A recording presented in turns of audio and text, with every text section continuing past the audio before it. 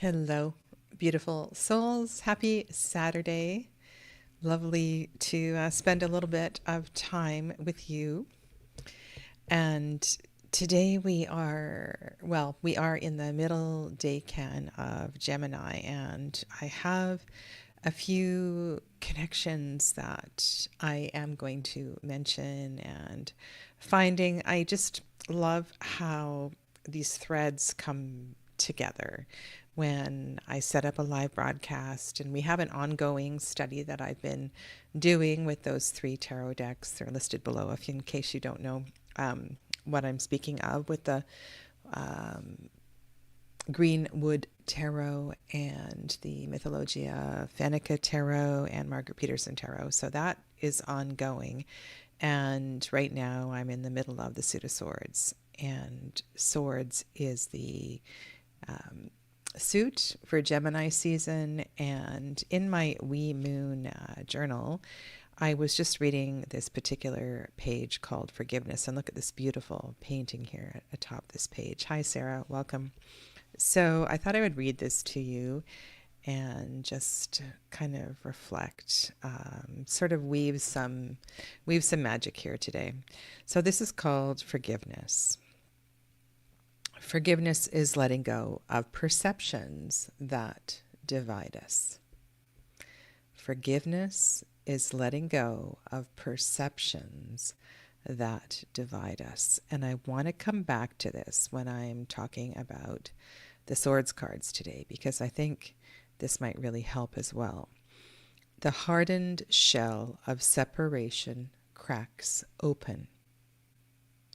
We have created invisible prisons of self-importance that we can only see once we are free.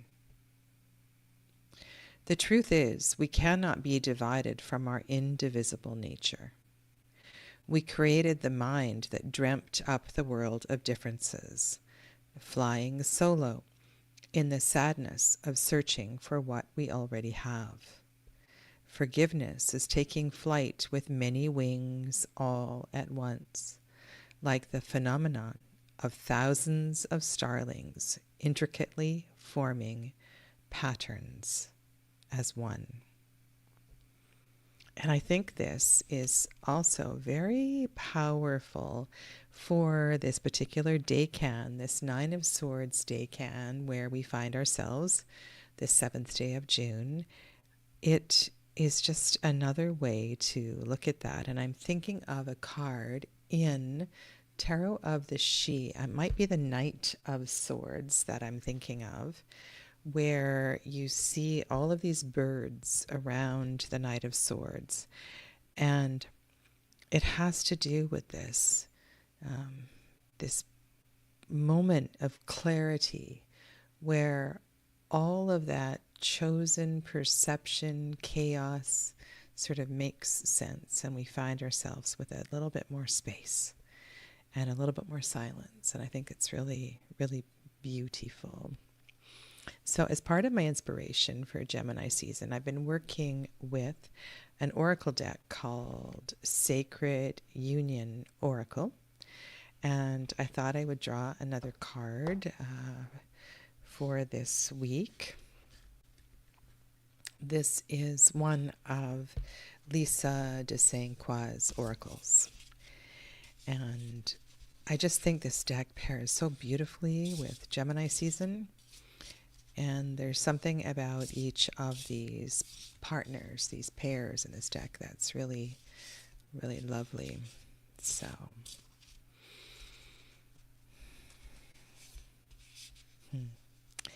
Black Madonna and Child. Black Madonna and Child. I am the Holy Mother of the Divine Child. Sacred bond knows no boundary of race or religion. Existing everywhere, I am the Earth Mother, tenderly loving, protective, and nurturing. And the key word is nurture. Nourishing those you love with life-giving sustenance. a time to reflect, perhaps weaving together that notion of forgiveness and how nurturing that might be for the other. You know, when we're contemplating the letting go that happens with forgiveness, we can get very ego-centered in that. I think that was one of the words in that writing as well, too, that it's about us. We're thinking about our pain and our anguish. But in the letting go, we free something as well for the other. So, welcome. This week, I haven't prepared a new deck to share with you. I do have one deck on my table that I have, I think I was inspired by Marilyn, Tarot Clarity Marilyn, and I haven't started working with it yet. I did walk through it. I'll put this one on my altar, and it's this one. It's a Waite Smith inspired deck with older cartoons. So I think I will just wait. I've got quite a bit to share with you today, so I think I will do a reading or two with this one, and then maybe next week we can do something with these cards. It's very very interesting. I think it is a liminal. Yeah, it's a liminal deck. Those funny boxes that open out to the bottom. Yeah. Okay, so for those of you that are new, hi, I'm Sadhana, and it is my pleasure to share all of this lovely tarot goodness with you. I watched a video this morning on YouTube, Caesar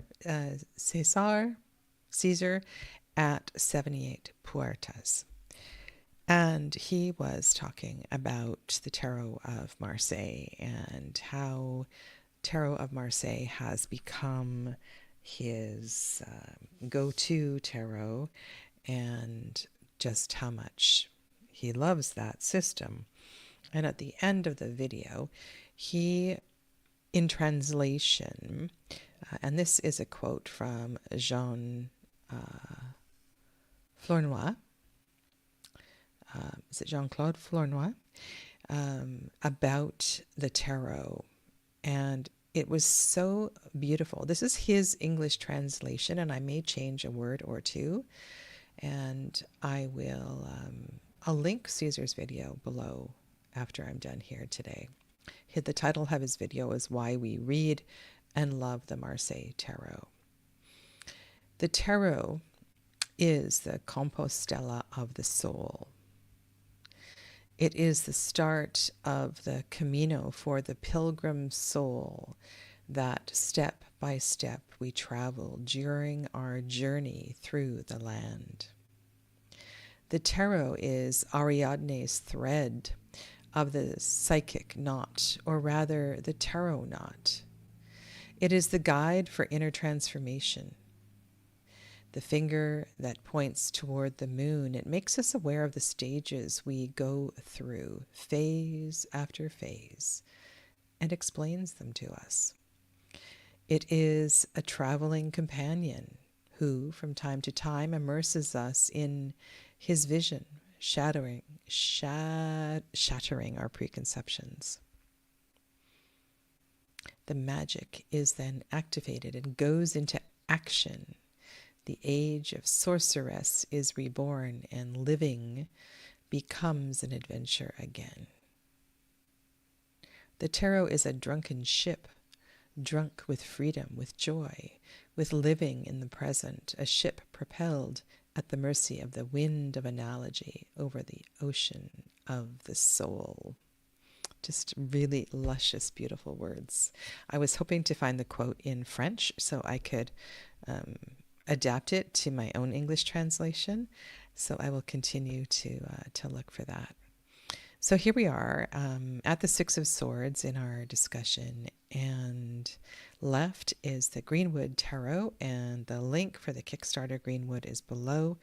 In the center is the Mythologia Fennica, And on the right is the 6 of Feathers from the Margaret Peterson Tarot. Now, last week I began to talk about the Etiainen card. And I had so many aha moments as I was sitting here this morning preparing for today's chat. And might take me a little while to go through this one. So the gist of this card is that near birth, soon after birth, there is an entity, and you've heard me use the word haltia in terms of this deck before, a spirit that comes to us. And this aspect of ourselves goes ahead, goes before.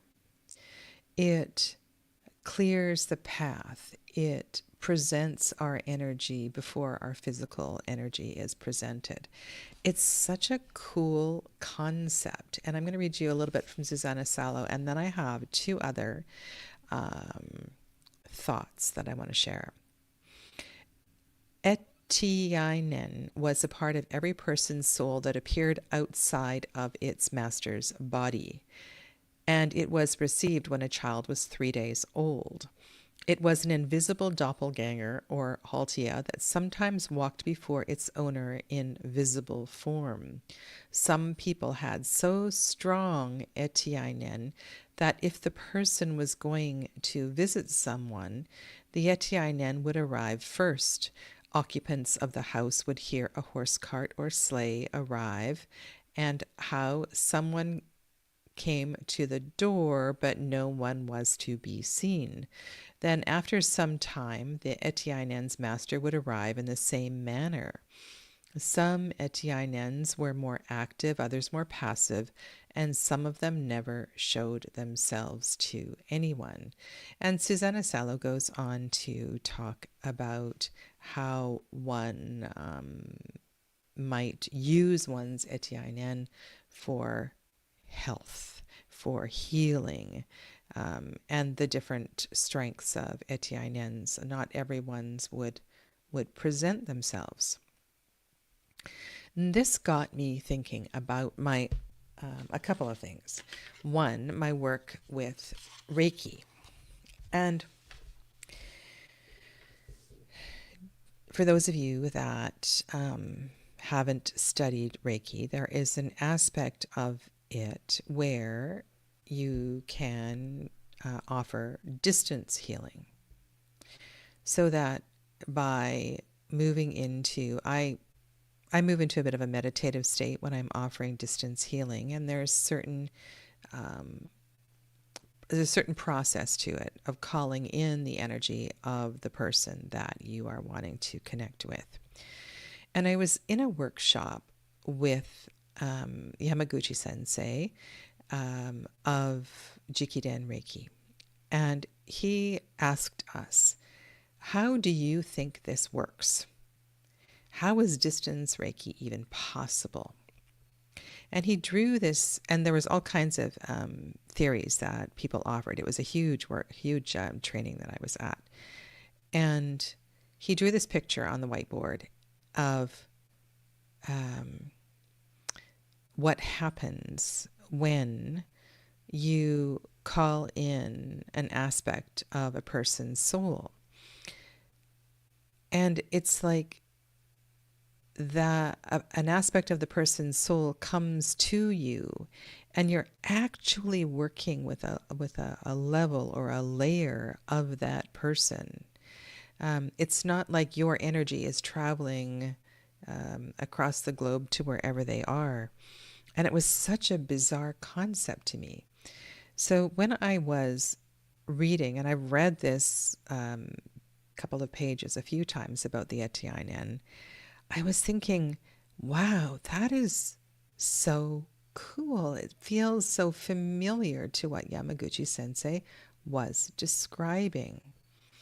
And then my mind was reflecting on another favorite book. Now, some time ago, I did a book club in the Facebook group. And one of the books that we read was Yogananda's autobiography of a yogi. And this concept of etiainen, the aspect of oneself that goes before, comes up quite a few times in this book. And do you know this book, Autobiography of a Yogi? It's an amazing book. A little bit of a difficult read if you can't wrap your mouth or your head around all the Indian places and names, but truly a remarkable book. Mine is all marked up and falling apart, but yeah, just bear with me here. Chapter 19 is entitled My Master in Calcutta Appears in Sarampur. Swami Yogananda's master, Sri Yukteswar, in this particular chapter, sends a message to Yogananda in a dream that he will not be on the 9 o'clock train, he'll be on the 10 o'clock train. And he sends the same message to another devotee who isn't able to receive the message. And as, I don't know what if you call it a gift or as a blessing, Sri Yukteswar shows up in physical form to, at this time, is he a Swami Yogananda? And he is kind of blown away because he knows that his master is in Calcutta. He's not in Sarampur.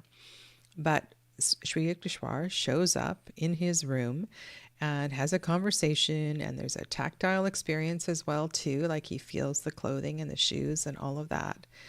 And it's one of the first times that Yogananda talks about this ability to project one's spirit and how one can appear in a place where the physical body is not. And so in reading Susanna Sallow's Mythology, this feels really familiar to me, and I love this idea. This idea of sending oneself forth to kind of prepare the way. It feels like what a beautiful way to make things easier. And what if we looked at a more familiar looking Six of Swords, like a Waite-Smith inspired one here? And we know that through the study of numerology, the tree of life, different sources, that the number 6 is it's a very special number. It's a perfect number mathematically, and we all know that mathematics and energy are all deeply connected. And this number sits in the heart center, the heart chakra. It is the union of the upper and lower 3 chakras. It is the place of peace and beauty and harmony in Tiferet, the tree of life. And so this idea of a guide going ahead to prepare the way is really beautiful. What if we were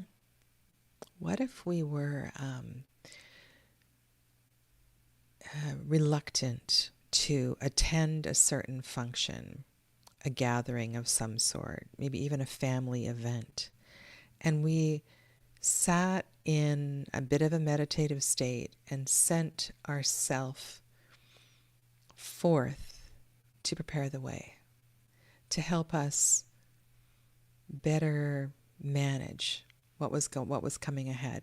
This was just I just love this idea. It's so I want to explore this actually more and more. And in the Margaret Peterson Tarot, the one on the right, she describes this card as focusing different modes of thought. Focusing, so you can see the feathers coming together, different modes of thought. Networking, changing unproductive and self-sabotaging patterns of thinking. Be willing to learn from other people and to take in new information and exchange of ideas. Networking is about realizing our interdependency. Well, what if we think about this idea of projecting ourselves forward as simply networking to create peace, networking to make life simpler. Perceive yourself to be part of an intricate, interwoven system. Focus your different mental goals and connect them to new ways of thinking. Cultivate a harmonious relationship between your mind and your feelings. This kind of blows me away. I just might see the Six of Swords in a new way forever. I think this is quite profound. So thank you to Susanna Salo for me, to revisit this idea of etiainen. And I, again, as always, apologize for my pronunciation of these Finnish words. She goes on to say that the etiainen tells that some kind of change or significant event is about to happen in your life. So when you draw this card, your haltia is urging you to stay vigilant and to prepare for new things. If you feel that you should go somewhere or do something, then by no means resist this feeling and listen to what your intuition has to say. It may be trying to guide or to warn you. Etiainens also bring news of unexpected choices that you may have not even considered before. It's like a signpost that aids you in choosing the best of all available alternatives. Pay attention to your dreams and hunches. So like Sri Yukteswar was projecting a message, have you ever, I'm sure you've all done that. You've sent a telepathic message to a friend or a sibling or someone, hoping that they would receive it because you were not able to reach them, or you were playing with your telepathy. You may just know within how things are going to happen and how they are at this moment. Have more trust in your instinct and listen what it has to say about your situation. Trust in life and trust in your own hunches. So, and as for the question about fire and air and how fire and air support one another, it seems to me like there's a real magic in the connection of the two elements in this card. And certainly there are a number of cards that speak to an action rather than a thought. And please read below. I believe I stated it below, but this is my an ongoing inquiry as to the interconnection and interdependency among the element of air and the element of fire, the suit of swords and the suit of wands, that seems to be particularly more confusing in some of the decks coming out of the UK. And I'm working within Arthurian series right now, Anna Marie Ferguson's Arthurian deck. And it was through that confusion that I decided to do this. So, the Seven of Swords, and just as many profound thoughts on this particular card. And just have a look at what's going on here. So remember that in the Greenwood Tarot, each of the numbers is connected to a Sabbath, a time of year.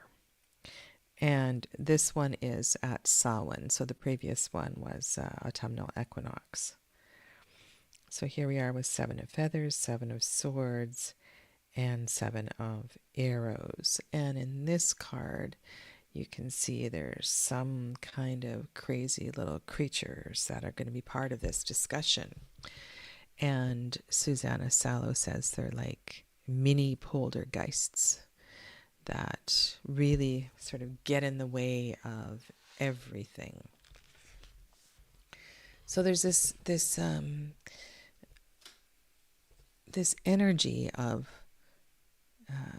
ghosts and spirits that definitely is woven through the suit of swords in Mythologia, Fennica. Kakiainen, name on this card, symbolizes that how some things bother a person and hamper their life. They flock, the Kakiainen flock to where energy is unable to flow freely. So think about that concept. What happens when energy is not able to flow freely? And what happens when energy is stagnant? Where we confine our feelings and refrain from taking the crucial steps even if we could. Old grudges and arguments are their sustenance.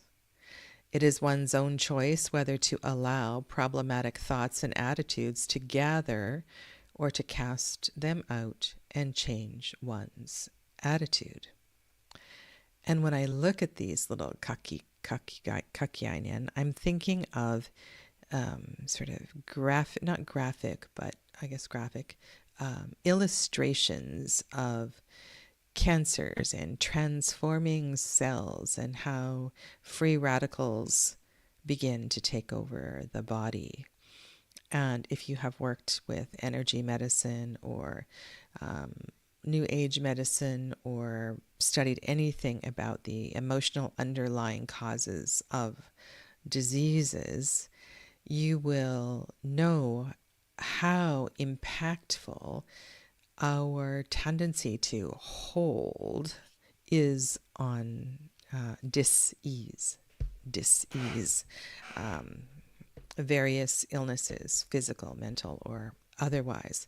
And so the idea of the Seven of Swords is an awareness of these annoyances and our the consequences for the lack of action in dealing with these little annoyances. Old grudges and arguments are their sustenance.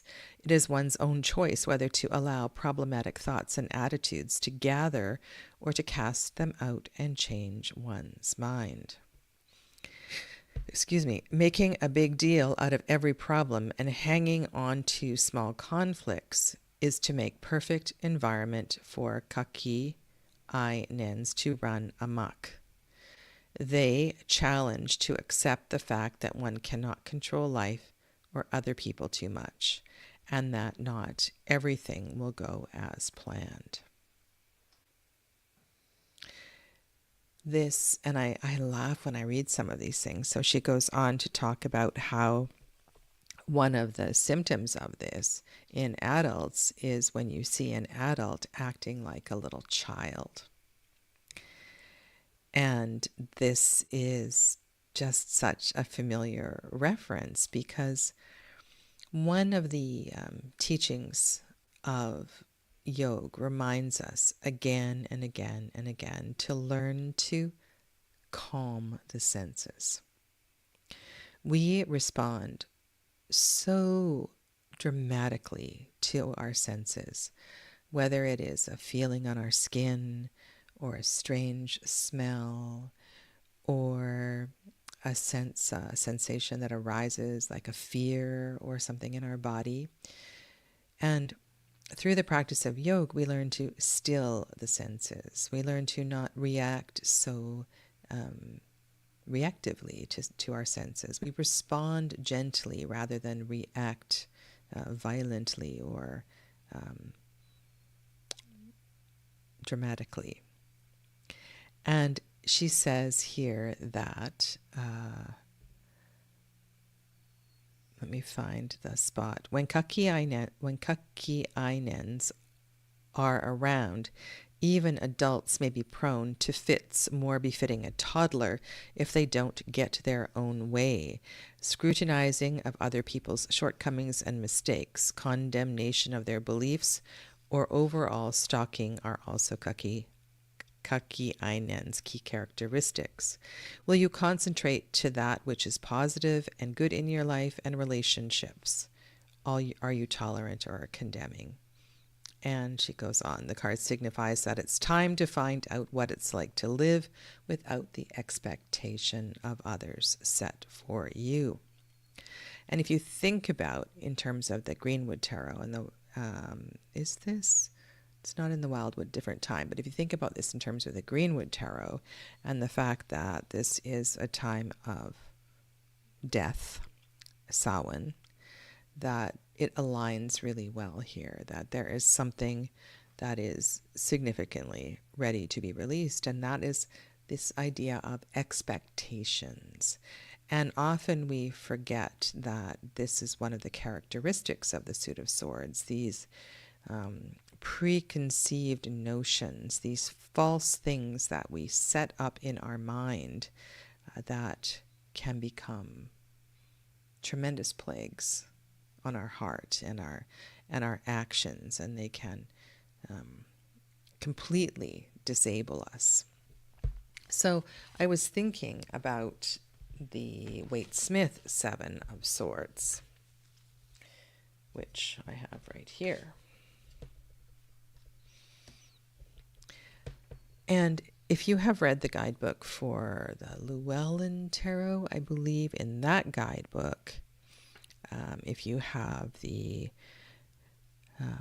little moon deck that I love so much, Le Tarot au Remords Étrange, that has a great Seven of Swords. Gabby Angus West's Bonefire Tarot has a great Seven of Swords. And I feel like in those ones, what is emphasized is that moment that I decide I'm not going to hold on to that which no longer serves anymore. I'm going to go my own way. And so in that case, the swords that are left behind are that which I am releasing, that I don't want this tie over me any longer. And this is a very poignant card. You can see the hook of a bird here. There is a butterfly that is emerging, and Margaret Peterson has some pretty deep thoughts for us on this Seven of Feathers. She says, focus your antennae on your inner voices. From which perspective do you perceive things? You are the newly hatched butterfly seeing things as if for the first time. You are the black shadow bird with sharp beak and claw, always ready to tear apart that which is not to your liking. So again, that really speaks to the overreacting to things that annoy us. The more you wish to be like others, the more you'll be trapped in your own ideas. Recognize the trap of self-fulfilling prophecies and hypnoses. I can't. One is not allowed to. My family doesn't. That's impossible. It won't work anyway. I have to. How do you trap yourself? Realize your own blind spots and change your attitude towards your own hostility. So I've always, not always, but more often I see this Seven of Swords. It's a precursor to the Eight of Cups. And if you know the decans of the tarot, the Seven of Swords precedes the Eight of Cups decanically. So there's this powerful time in our journey where we are preparing and getting ready to make some major changes in our life. And this is all about the processing and the clearing of the mind. And there are a lot of choices to be made, and there's a lot of confusion, and there's a lot of this and that and comparisons and things. Remember, this is part of the Suit of Swords and all of the so now we are, so Seven of Swords is Aquarius. This important journey to a new perspective. 5, 6, 7 of Swords is Aquarius. So I hope this sort of prompting can help you to begin to expand where you might go with a card like this. When I see a card in a tarot deck and it focuses so heavily on theft, which is a go-to keyword for this card. It's just so narrow, and I love these opportunities to expand and think about the more complex layers of these kinds of cards.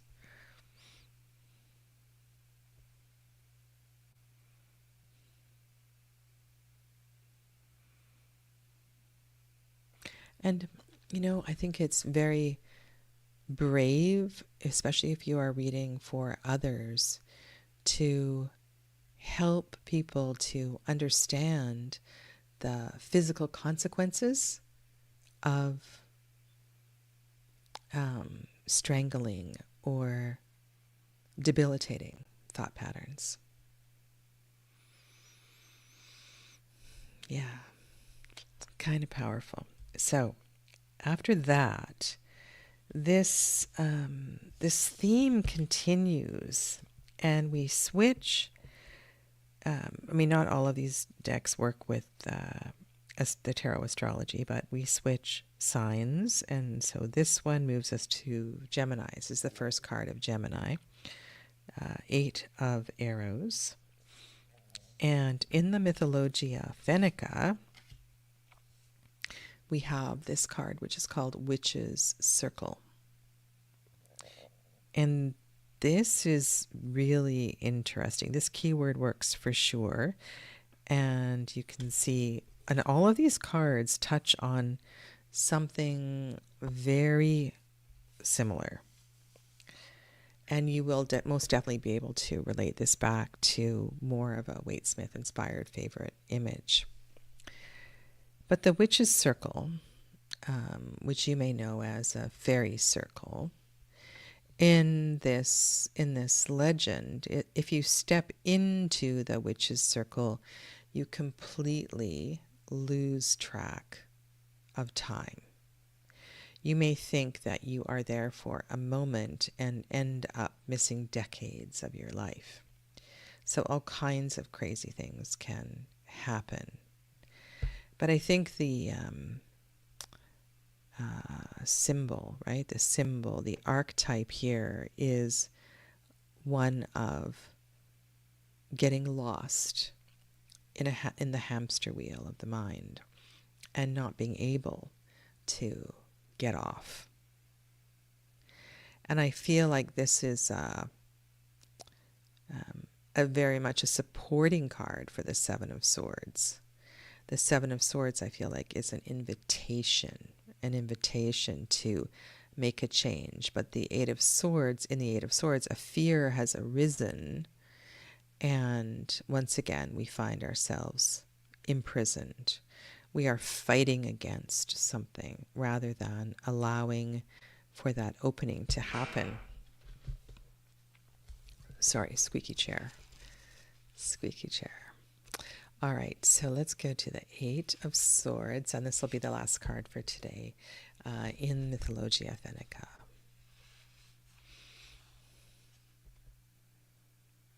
A fairy ring or circle, known in Finland, is a witch's circle, and it is born when mushrooms grow so that they form a ring. These circles were believed to have magical powers, and that they were born where fairies had danced. These circles weren't without danger, for those who entered them might lose all sense of time. So I've already shared that part with you. To be in a witch's circle means to be imprisoned in a self-repeating pattern of events or thoughts. Thoughts are pondering on cause and effect and finding the solution, but aren't going anywhere, and a solution is not found. The situation is at an impasse. Self-repeating themes in life are a certain sign of a witch's circle. Even though the victim rarely realizes being in one, you may find yourself in a vortex of situations that keep repeating in a same manner over and over again. You may not realize how you build these situations for yourself time and time again without learning anything from previous occasions. You may feel yourself to be a victim of circumstance or mistreated, and these negative thoughts of yours nourish the witch's circle. Various addictions and obsessions may also be a sign of it. It's also a sign of low self-esteem. Perhaps you are surrounded by a group of people that encloses you and prevents you from fulfilling your plans. This kind of social circle is a hindrance. If you are a part of it yourself, what is it that you are trying to close in? Everything that you must learn in life will follow you in one form or another until the lesson is learned. And the metaphor of the symbol of the hamster wheel, I think, is just perfect. You could also, it's like a train you can't get off. I'm sure there's other metaphors that you have for this kind of situation. It's very hard to change course. It's very hard to get out if you have been going around and around and around for a long time. And so, this makes me think about dog training. And when you are teaching a dog not to pull, one of the things that you do is you suddenly shift direction. You go a different way. And again, you go a different way. They start to pull, you turn, you go a different way. And as humans, sometimes we find this a tremendous inconvenience. We don't like to change course. We don't like to change our thought pattern. We like to think that how we see things is the way. And there's some really interesting connection here between our behavior and how we act and how we think. And again, this is a perfect example of the suit of fire and the suit of air intersecting and creating, massive confusion. These are not easy cards. In Margaret Peterson, in that deck, she says, the eye's vision. This is such a penetrating card. A changing of perspectives. The stronger you hold on to the past, and the more you copy it again and again, the more distorted and grotesque your perception will become. And you can see the connection here between the Seven of Swords and the Eight of Swords. When recognize shadows and ghosts for what they really are. It feels like she's speaking to the Kaki Einen card, right?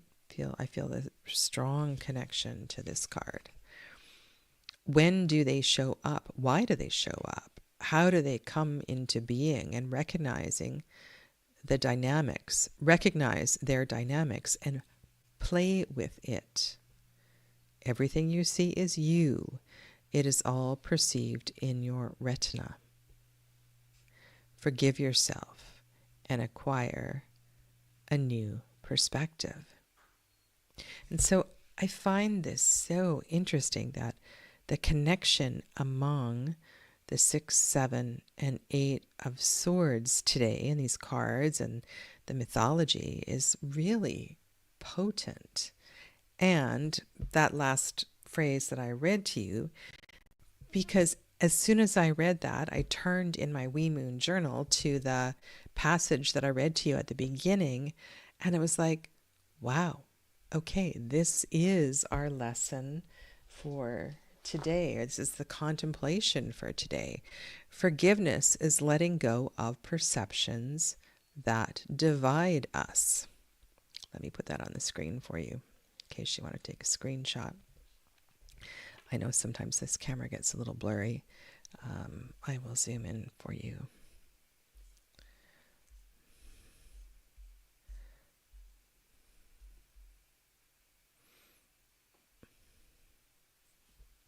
The hardened shell of separation cracks open. We have created invisible prisons of self-importance that we can only see once we are free. The truth is, we cannot divide from our indivisible nature.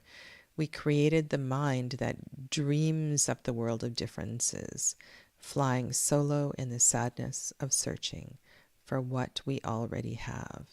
Forgiveness is taking flight with many wings all at once, like the phenomenon of thousands of starlings intricately forming patterns as one.